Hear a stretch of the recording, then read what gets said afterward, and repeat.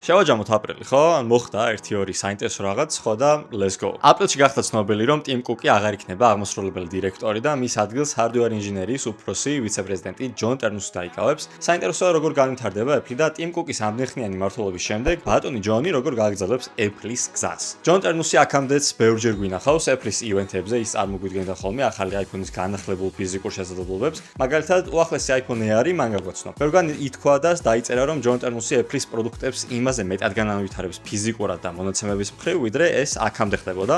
ზოგიერთი ჭორიც ამაზე მეტყველებს. შოკი. ტიმ კუკი არა მარტო Apple-ის, მთლიანად ტექ ინდუსტრიაში ერთ-ერთი ყველაზე წარმატებული პიროვნება. ის 2011 წელს გახდა CEO, Apple-ის ღირებულება კი მას შემდეგ 11.5-ჯერ გაიზარდა და 4 ტრილიონი გახდა. რაც არის შოკი. ეს ცვლილებები როგორც იწერება 1 სექტემბერს შევა ზალაში და როგორც ჩანს, შემდეგ iPhone-ებს უკვე ჯონ ტერნუსი წარმოგვიდგენს.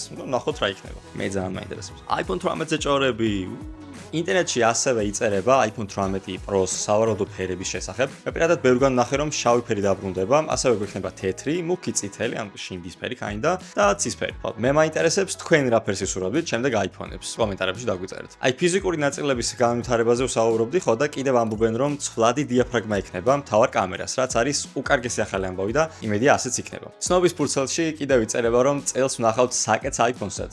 საინტერესო იქნება ეს ყველაფერი და სექტემბერი როდის მოვა ერთი სულ მაქვს მე პირადად.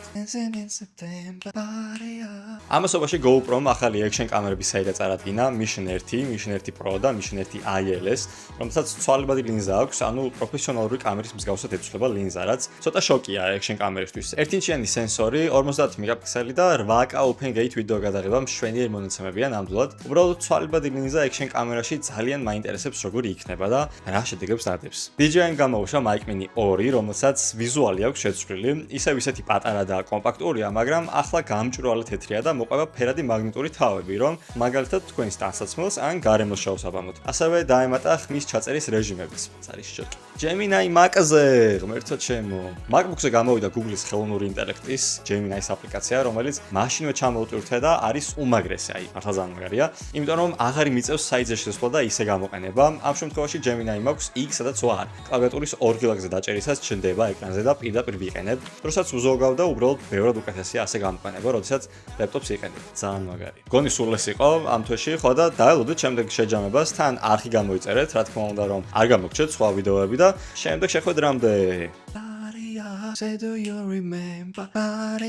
Never was a cloudy day.